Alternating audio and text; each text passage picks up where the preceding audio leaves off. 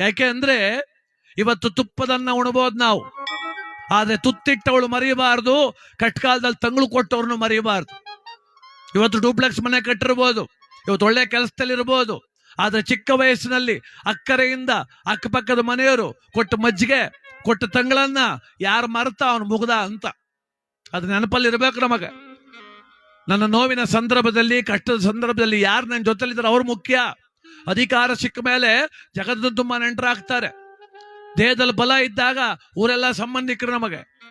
ಆದ್ರೆ ತನುವಿನಲ್ಲಿ ಚೈತನ್ಯವಿರುವ ತನಕ ಮನೆಯವರೆಲ್ಲ ಗಡಗಡನೆ ನಡುಗುವರು. ತನುವಿನ ಚೈತನ್ಯ ಕುಗ್ಗಿದಾಕ್ಷಣ ಈ ಮುದುಕನ ಗೊಣಗಾಟ ಸಾಕು ಸಾಕೆನ್ನುವರು. ದೇಹದಲ್ಲುಂಟೆ ಫಲಪುರುಷಾರ್ಥ. ಗೆದ್ದೆತ್ತನ್ ಬಾಲ ಹಿಡಿಕೇನಪ್ಪ 100 ಜನ ನಿಂತ್ಕೊಳ್ತಾರೆ, ಬೆಳಗಾನ ಒದ್ದಾಡ್ತಾರೆ ಸೋಲ್ಸ್ಬಿಡ್ಬೇಕು ಇವನ ಅಂತ. ಆಗೋದಿಲ್ವಲ್ಲ, ಗೆದ್ದು ಬರ್ತಾವನೆ ಅಂದ್ರೆ ಗೇಟ್ ಅಂತ ಇವರೇ ಮೊದಲು ನಿಂತಿರ್ತಾರೆ ಉನಾರ ಹಿಡ್ಕೊಂಡು. ನನಗೆ ಗೊತ್ತಿತ್ತು, ನಾನು ಒಳೊಳಗೆ ಹೊಸಿ ಕೆಲಸ ಮಾಡಿದ್ನ ನಿನ್ ಗೆಲ್ಸಕ್ಕೆ ಅಂತಾರೆ. ಸೋಲ್ಸಕ್ ಮಾಡಿರೋದು ಕತೆ ಅವನು, ಇನ್ನೇನು ಗೆದ್ಬಿಟ್ನಲ್ಲಿ ಇನ್ನೇ ಮಾಡೋಕ್ಕಾದ್ದು. ಆಮೇಲೆ ಎಲ್ಲ ಮಕ್ಕಳಾಣೆ ಅವನಾಣೆ ಎಲ್ಲ ಇಕ್ಬಿಡ್ತಾರೆ. ಬೇಕಾ ಅದೆಲ್ಲ ನಮಗೆ?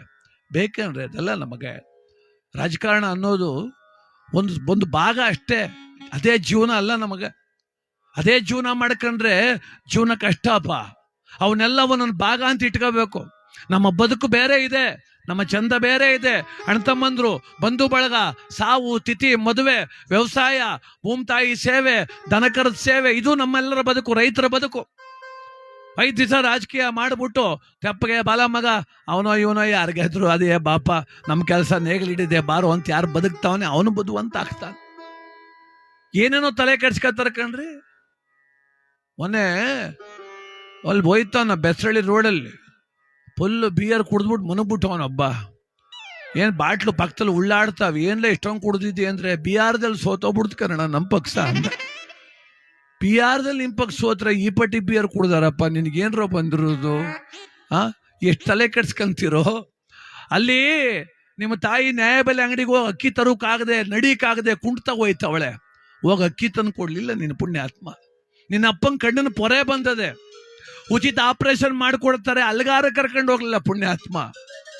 ಅಪ್ಪನ ಕಣ್ಣು ನೋಡ್ಲಿಲ್ಲ, ಅವನ ಕಾಲು ನೋಡ್ಲಿಲ್ಲ, ಬಿಹಾರದಲ್ಲಿ ಸೋತು ಅಂತ ಬಿಯರ್ ಕುಡ್ಕ ಕೂತಿದೆಯಲ್ಲ ಪುಣ್ಯಾತ್ಮ.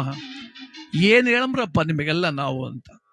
ಅದಕ್ಕೆ ಬಂಧುಗಳೇ, ಸ್ವಲ್ಪ ಆಲೋಚಿಸುವ, ವಿವೇಚಿಸುವ. ಬದುಕು ನಮ್ಮದು ಅಂತ ಒಂದಿದೆ, ಸಮಾಜ ಸೇವೆನೂ ಇದೆ. ಎರಡು ಕಣ್ಣಾಗಿ ಇಟ್ಕೊಳ್ಳುವ, ಚೆನ್ನಾಗಿರುವ, ಚೆನ್ನಾಗಿರ್ತೀವ್ರಿ. ಒಳ್ಳೇದು ಮಾಡಿದ್ರು ಒಳ್ಳೇದೇ ಆಗ್ತದೆ, ಕೆಟ್ಟದ್ದಂತೂ ಆಗಲ್ಲ. ಆದ್ರೆ ಸ್ವಲ್ಪ ನಿಧಾನ, ಒಳ್ಳೇದಾಗೋದು ನಿಧಾನ, ಕೆಡ್ತು ಬೇಗ ಆಗ್ತದೆ. ಮೆರೆದ ದುರ್ಯೋಧನ ಉಳಿಲಿಲ್ಲ ಇಲ್ಲಿ, ಮೆರೆದ ದುರ್ಯೋಧನ ಉಳಿಲಿಲ್ಲ. ಧರ್ಮರಾಜ್ಯ ಸ್ಥಾಪನೆ ಆಗಿದ್ದು. ನವವ್ಯಾಕರಣ ಪಂಡಿತ ರಾವಣ ಉಳಿಲಿಲ್ಲ ಇಲ್ಲಿ, ರಾಮ ಉಳಿದಿದ್ದು. ವನವಾಸ ಮಾಡ್ದ ಅವನು, ಎಷ್ಟು ಕಷ್ಟಪಟ್ಟ ರಾಮಚಂದ್ರ. ಈಗ ನಾವು ಯಾರನ್ನಂತೀವಿ? ರಾಮ ನವಮಿ ಮಾಡ್ತೀವಿ.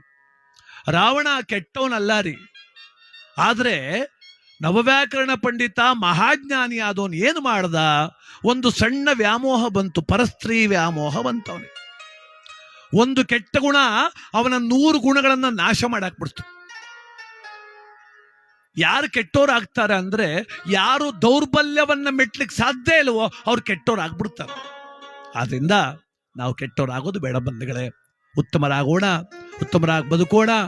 ಅಮ್ಮ ತಾಯಿ ನಂಜಮ್ಮ ಇವತ್ತು ಸ್ವರ್ಗವಾಸಿಗಳಾಗಿ, ಆ ತಾಯಿ ಆತ್ಮಶಕ್ತಿ ದಿವ್ಯ ಶಕ್ತಿಯಾಗಿ ಆ ಮನೆತನ 100 ಕಾಲ ಆನಂದವಾಗಿರಲಿ ಅಂತೇಳಿ ಮತ್ತೊಂದು ಗೀತೆಯನ್ನು ಹಾಡೋಣ.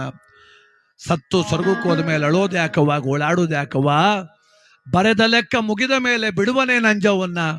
ಎಲ್ಲ ಹಾಲ್ಮುಟ್ಟು ಪ್ರಮಾಣ ಮಾಡ್ರವ, ನಾನು ಬತ್ತೀನಿ ನಡಿ, ಇನ್ನಿ ಹೆದರ್ಕಬೇಡಿ, ನಾಳಕ್ಕೇನು ಹೋಗಂಗಿಲ್ಲ. ಅಕ್ಕ ಅಂತವಳು ಇನ್ಮೇಲೆ ಮುಟ್ಟುದಿಲ್ಲ ಕಣಪ್ಪ ನಾನು, ಎಲ್ಲಿಗಾಚಾರ ಅಂತ. ಮುಟ್ಬೇಕು ಹಾಲು ಮುಟ್ಬೇಕು.